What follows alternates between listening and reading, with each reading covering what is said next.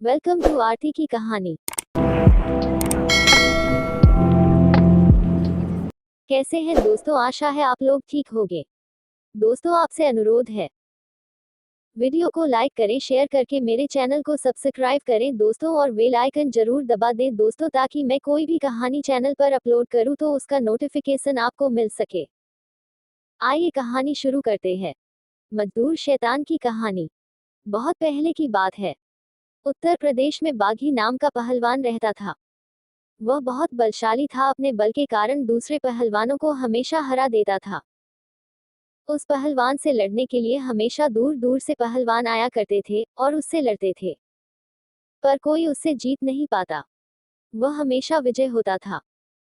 बाघी पहलवान का अखाड़ा एक जंगल में था और उस जंगल में एक शैतान भी रहता था। सबको हारते देखकर शैतान के मन में भी आया, क्या ये बाघी पहलवान मुझे भी हरा देगा, मैं इससे जरूर लड़ूंगा।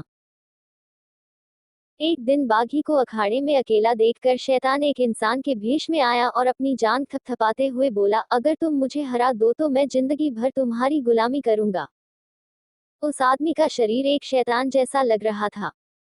बाघी समझ गया कि ये कोई साधारण व्यक्ति नहीं है, या तो कोई देव है या शैतान।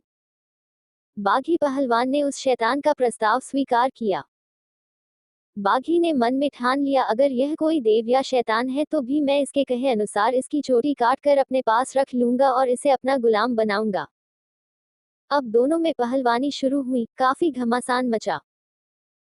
कभी बाघी पहलवान शैतान को पटकता तो कभी शैतान बाघी को। शैतान की ताकत बाघी से अधिक थी, पर बाघी पहलवान ने अपनी हिम्मत नहीं हारी और वह शैतान से लड़ता रहा। आखिर में बाघी शैतान से जीत गया। बाघी को विश्वास नहीं था कि यह उसकी गुलामी करेगा, इसलिए बाघी पहलवान ने लड़ते हुए चोरी से उसकी चोटी काट ली, और बाघी जब जीता तो शैतान ने छल करना चाहा, पर वह कर न सका क्योंकि उसकी चोटी बाघी पहलवान के पास थी। शैतान ने बाघी पहलवान से अपनी चोटी मांगी, पर पहलवान ने शैतान को उसकी चोटी नहीं दी और उससे वादे के अनुसार उसे गुलाम बनने को कहा। शैतान ने गुलाम बनना स्वीकार किया और वह पहलवान के साथ उसके घर चल दिया। चोटी में शैतान की पूरी शक्ति थी, इसलिए पहलवान ने उस चोटी को एक कमरे में भूसे के अंदर चोटी को एक डिब्बे में बंद करके बहुत अंदर छुपा दिया, और अपने परिवार को ये बता दिया कि ये चोटी शैतान को नहीं मिलनी चाहिए, वरना ये शैतान यहाँ से चला जाएगा। अगर यह शैतान यहाँ रहेगा तो हमारा सारा काम करेगा और हमें धनवान बना देगा। पहलवान ने शैतान को एक कमरा दे दिया रहने को। शैतान की हाइट काफी ज्यादा थी, इसलिए पहलवान ने उसे एक कमरा देना उचित समझा। शैतान जो था पहलवान का सारा काम रात में करता था और दिन को सोता था। शैतान पहलवान का सारा काम, जैसे खेती से लेकर धंधा कैसे आगे बढ़ेगा, सब कुछ करता था। रात को उसकी फसल के अलावा वो दूसरों की भी फसल काट कर पहलवान के घर ले आया करता था। ऐसे धीरे धीरे पहलवान बहुत धनवान हो गया। कुछ समय जाते जाते पहलवान बूढ़ा हो चला था। वह अपने बच्चों को बार बार बताता कि भूसे वाले कमरे में से जब भी भूसा निकले तुम उसमें भूसा डाल दिया करना, भूसा कभी कम ना हो। कुछ दिन बाद बाघी पहलवान की मृत्यु हो गई और उसके बेटे अकेले हो गए। बेटे भी अच्छे से रहते थे, पर वह अपने बाप की बातों को अनसुना कर गए। धीरे धीरे भूसे वाला कमरा खाली होता चला गया।